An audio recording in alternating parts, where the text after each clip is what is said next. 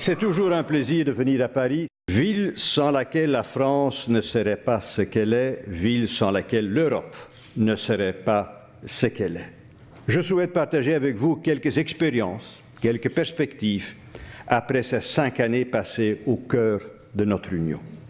Le parler vrai, l'espoir, la confiance, voilà les outils de l'homme ou de la femme politique, des outils fragiles, parfois puissants, en tout cas les cas vitaux.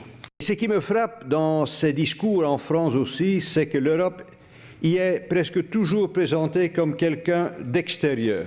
Et c'est étonnant, comme si la France ou une quelconque État membre était une colonie dominée par une métropole anonyme.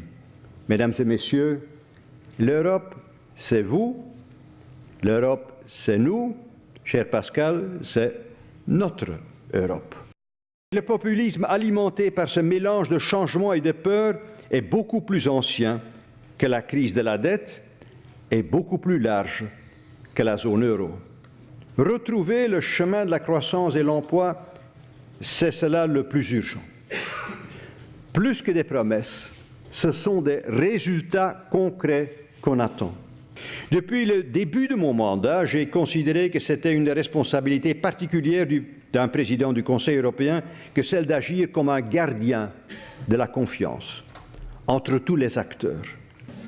Sans le Royaume-Uni, l'Europe serait blessée, amputée, donc on doit tout faire pour l'éviter.